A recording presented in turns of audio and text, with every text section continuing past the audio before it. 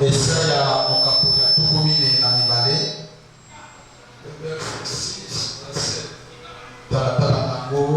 Moi, Éternel, je t'ai appelé pour le salut.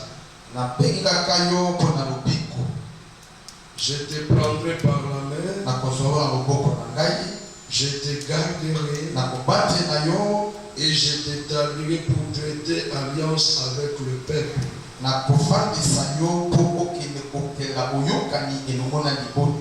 Pour être la lumière des nations,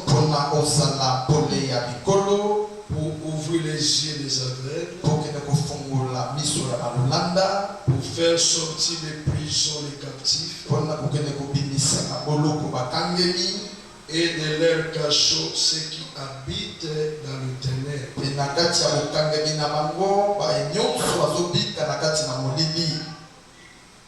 Je suis l'Éternel, c'est là mon nom. Et je ne donnerai pas ma gloire à un autre, ni mon honneur aux idoles.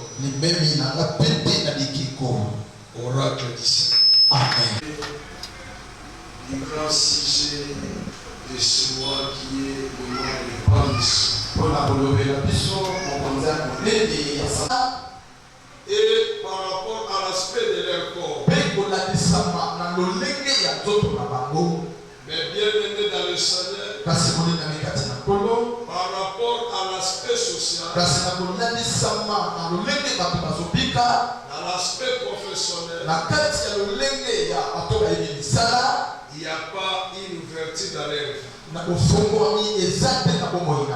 Cela veut dire qu'ils sont privés de l'épanouissement. Vous pouvez constater plusieurs personnes qui ont fait 25 ans d'expérience dans un métier quelconque.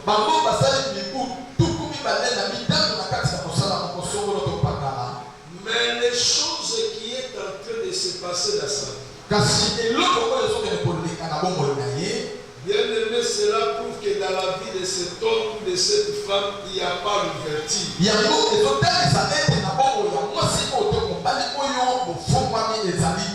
Pendant qu'il y ait la réalité du développement technologique,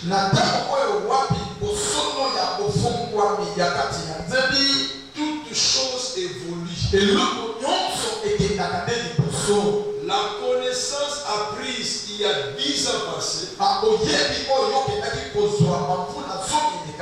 ce n'est pas la même connaissance qui est dispensée aujourd'hui. C'est l'action du verbe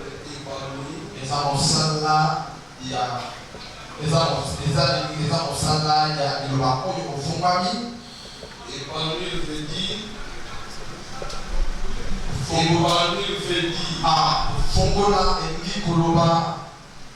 ouvrir ou donner l'ouverture d'une fleur. Tout ce qui est dit à l'épanouissement, cela est lié à l'ouverture. Et tout ce qui n'est pas dit à l'ouverture, cela est privé aussi de l'épanouissement. Nous avons des personnes qui sont en train de grandir physiquement, mais sans pour autant voir l'épanouissement dans leur vie.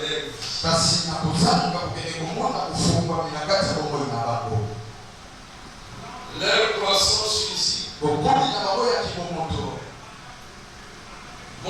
une autre image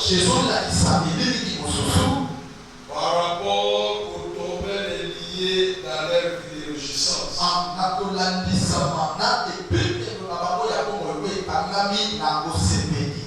Il y a aussi certaines personnes, si on te donne son âge,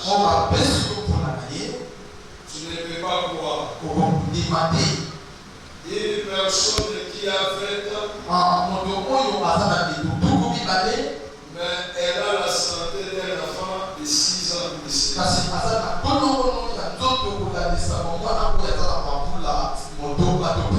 Cela veut dire qu'en lui, par rapport à son aspect physique, il n'y a pas une ouverture physique qui se fait dans son corps. Il y a toujours des séminaires de recyclage. Parce que le développement se fait du jour au jour. Titre académique. Je vois même les médecins. Et si toi tu y es resté, seulement aux données de la connaissance prise il y a 10 ans passés,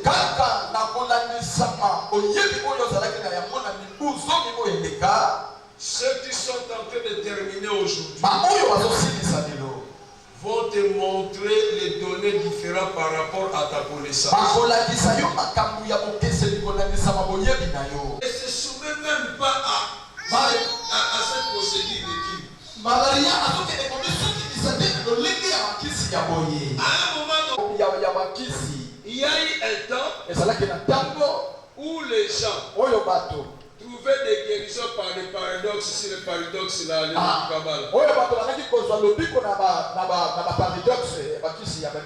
et quand tu prends ça la cure de 6, tu descends directement sous la jambe. Il n'y a plus la malaria à toi. Qui ont compris la force de résistance face aux médicaments. Et aussi sont en train de faire les ouvertures à la recherche de d'autres produits pour donner le remède face aux maladies.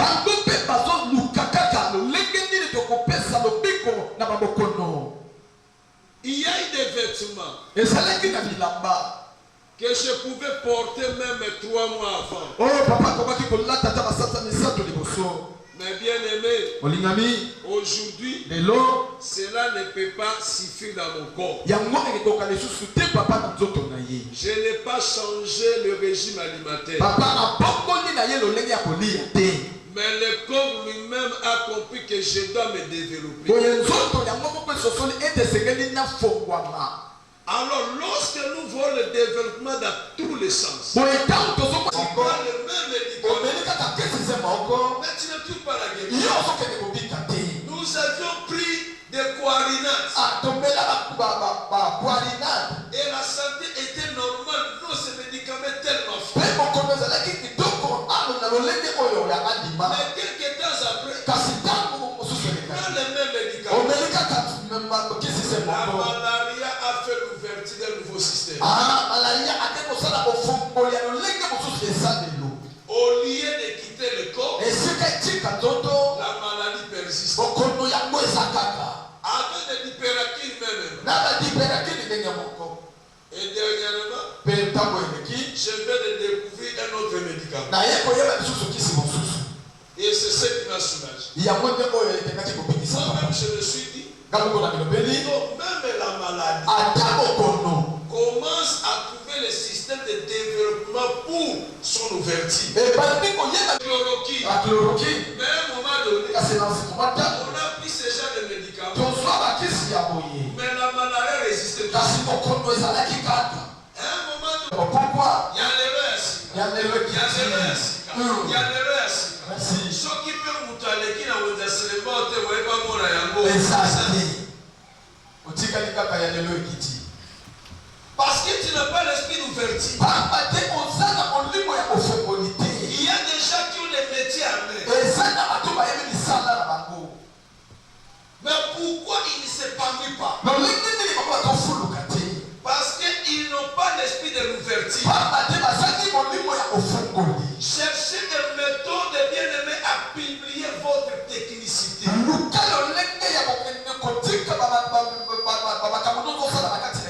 Et à booster cela.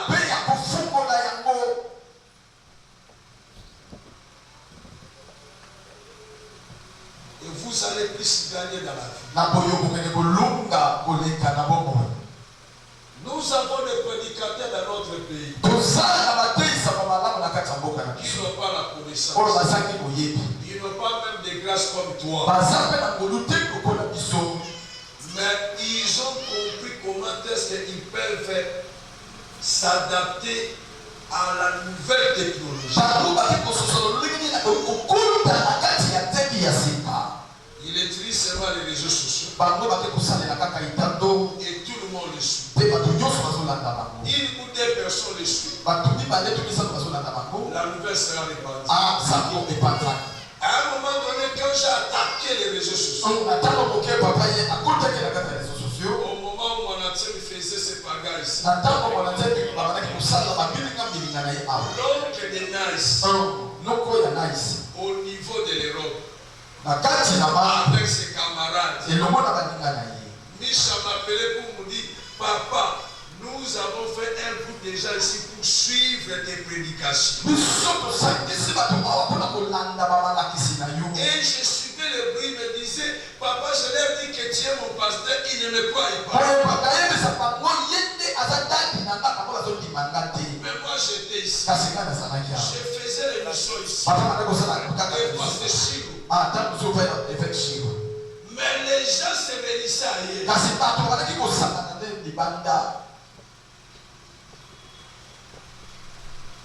Donc il y a des gens qui peuvent te découvrir. Si seulement toi-même tu vas te mettre à l'esprit de l'ouverture. Il n'y a pas d'épanouissement sans le sens de l'ouverture. Et ça n'a pas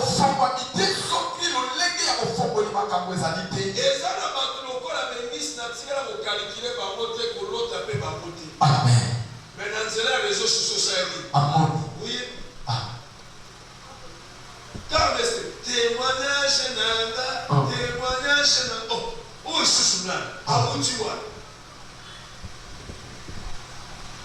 est-ce que vous me comprenez? Amen. Ma femme est Tamar. Si vous tout pour la yébanze alors il y a on a de la mine Zamba Misisi là pomela na moto na mutapesa ça banze mona mefu c'est parce que tu vis au milieu des affaires et ça pas et ta mission est de prier l'Éternel et ça ouvrir les yeux de tous ces affaires qui commence à voir ton travail qui commence à voir tes exploits qui commence à voir tes œuvres qui commence à voir ton utilité et c'est ce qui va t'amener beaucoup de choses. S'il ne voit pas ça, tu ne verras rien de bien dans ta vie.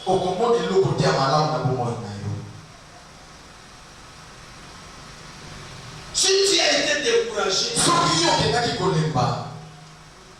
c'est par rapport aux réalités de ce monde. Si tu as été déçu, c'est par rapport à l'ingratitude des gens. Mais je te dis au moment où nous sommes, l'Éternel est Dieu, que je suis venu te prêcher, de confier une émission, de prier pour ceux qui t'entourent, de prier pour ceux qui marchent avec toi, de prier pour ceux qui vivent avec toi, afin que leurs yeux s'ouvrent. Et lorsque leurs yeux s'ouvrira, ton élévation se fera. Alléluia.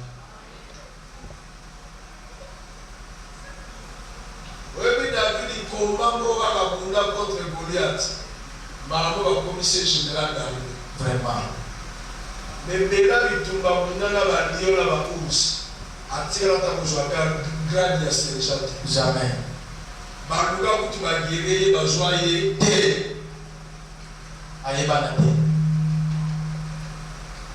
Parce que vous avez opéré dans le milieu des affaires.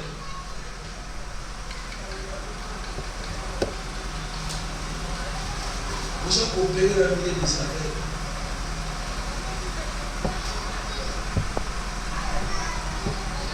La limouche soit conscience à vie d'ailleurs. On l'a tapé sous sa vie.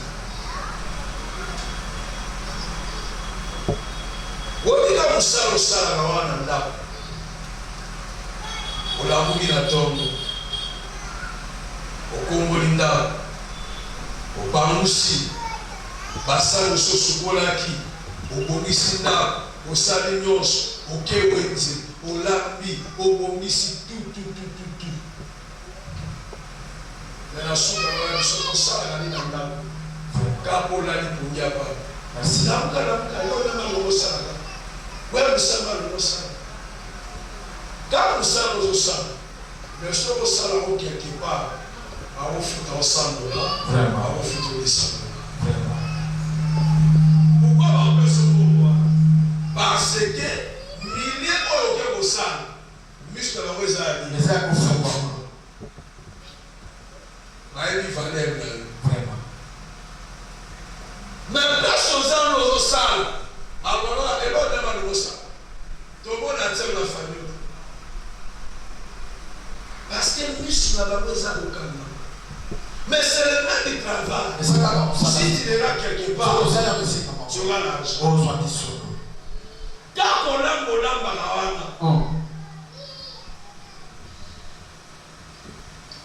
basi si pe bali na babo normal musala musala kabola wana musala yo yebi combien de personnes basoma ma pau dikologa ya mulamba ya pau est-ce que moi la raison amen. Le problème est ali mine ozo sala musala miswa bato les avec pour ceux qui t'en bas fouler dans mon biche, osanga ne pas battre, osanga n'a batté, osanga ma foutate, osanga mon masukité, osanga quelque chose à pocheter, on va comment la valeur ya musala osena na bango. Amen. Ceux qui sont à la tinate, pourquoi pas la maladie? Avant de la sababoy, salaboy, lababoy, chaboy, zongaboy, na munoba, kilo la milelo, mungo kokite, boyo penda notre tâche mungo. Dieu pour faire les abonnés, on a dit Nango Komoli, Babele Tigali A. Depuis ton yéba, grâce au Komola Kopa Moussanda, et ça.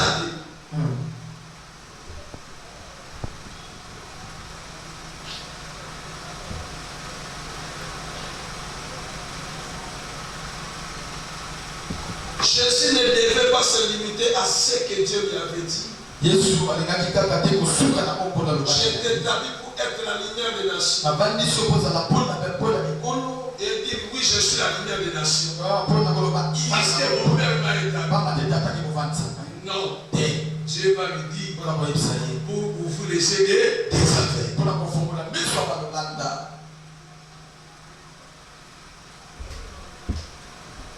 J'aimerais dire à une personne. C'est moi de juin. C'était moi pour le chiffre 6. Le chiffre 6, c'est le chiffre de l'homme. C'est le chiffre qui a poussé Dieu au repos. Laisse-moi te dire. L'Éternel va te donner la responsabilité dans ta famille. L'Éternel te donnera de la domination sur tout ce qu'il a créé. Tu vas recevoir la grâce de multiplication. Et c'est ce qui fera que tout le monde puisse connaître tes capacités. Tu ne vas plus travailler dans le vide et dans le néant. Que la grâce de l'Éternel qui affecte l'épanouissement puisse éclairer les yeux de toute personne par laquelle tu passeras. Puisse éclairer tout milieu que tes pieds passeront. Puisse éclairer toutes les personnes que tu commettras les actes.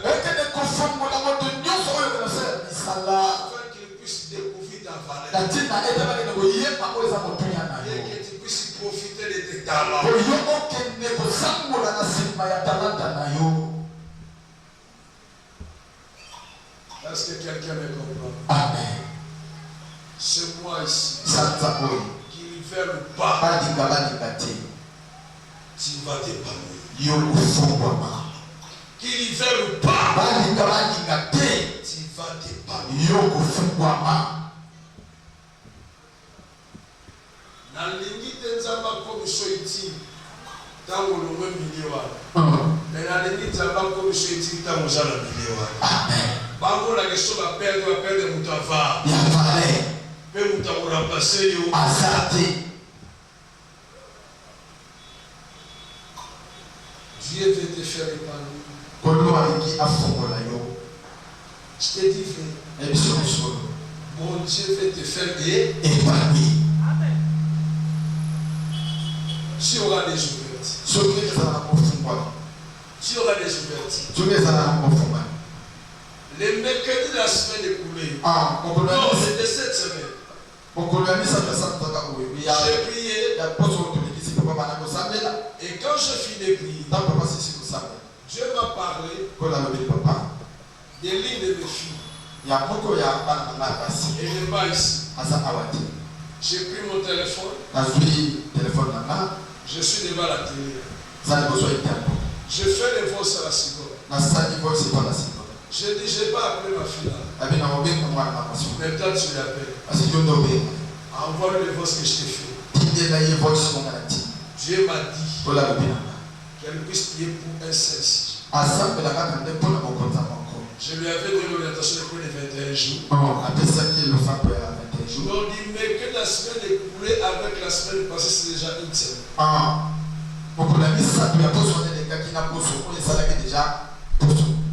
Et je lui ai dit, Dieu m'a dit, et elle va vivre les grandes ouvertures à partir de ce soir, de ce mercredi qu'elle sort. Jusqu'au mercredi de la semaine prochaine. Et elle te dira ça. C'est ce que Dieu m'a dit. Pendant que tout était bloqué pour elle. Hier, je suis allé chez la synagogue. À un moment donné, la fille a pris. J'ai pris le téléphone, je voulais parler avec moi, j'ai parlé avec lui, j'ai commencé à prier pour elle. Et directement, elle va s'emporter dans la chambre. Elle dit, je suis au milieu des gens au restaurant. Et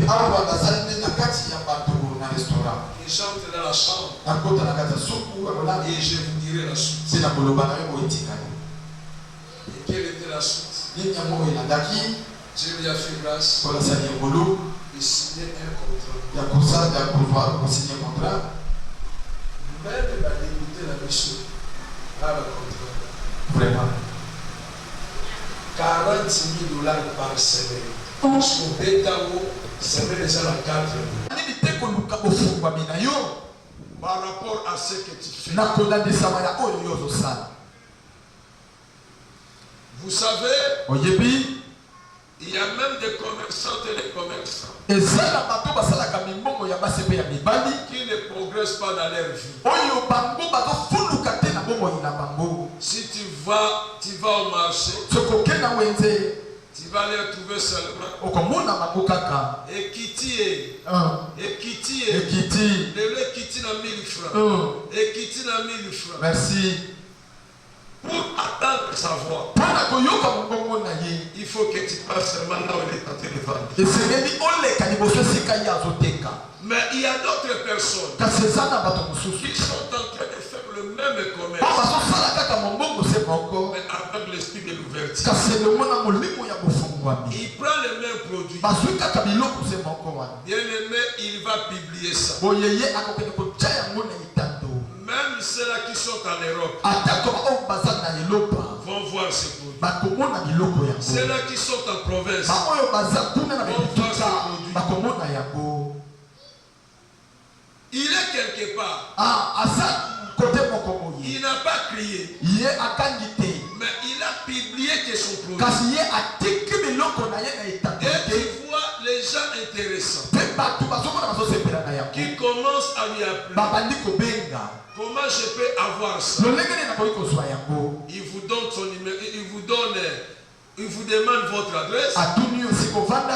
Moyennant les frais de transport. Et comme tu as besoin d'avoir ça, tu vas lui dire. Je ne parle pas de ton mari. Je ne parle pas de ta femme. Je parle à toi, ma fille, à toi, mon fils. Pour ceux qui me parlent de la salle de la gâte, je vais bénéficier de la Amen. Est-ce que vous me comprenez bien? Amen. Vraiment. Il y a un à toi. Vraiment.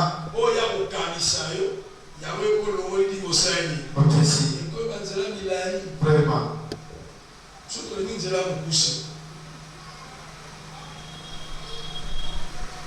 Nalingi kaka na mwa oyo Nzambe ya Abraham ya Isaac ya Israël na terre. Asamba na Amen. Afungola miso ya ba chef nyonso ba organisme international. Ba pistole na misala. Amen.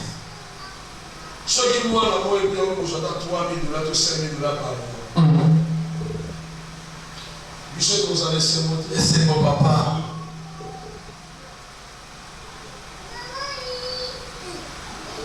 Pour ceux qui sont l'église, pour la note, vraiment.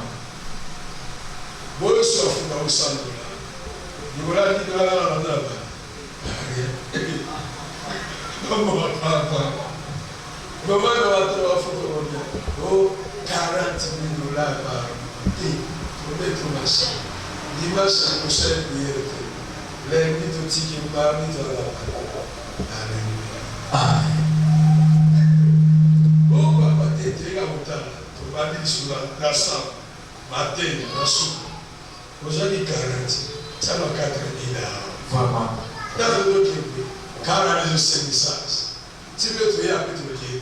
Vraiment. Vous avez un appel à la foule et la chaussée dans la tête. Tu peux se rendre, il y a tant de fou, ma baraque. On peut pas te dire, ma bête, tu vas mettre une gamme de bois. Je suis contre la table. On est là, les amis. Exactement. Alléluia. Amen. Oui. C'est bien que Dieu t'ait établi dans ta famille. C'est bien que Dieu t'ait établi dans ce mariage. Mais tu as un rôle à jouer. Il faut ouvrir les yeux des gens que Dieu t'a envoyés. Ceux qui nous font habiter moi, les gens là-bas, c'est que les gens qui ont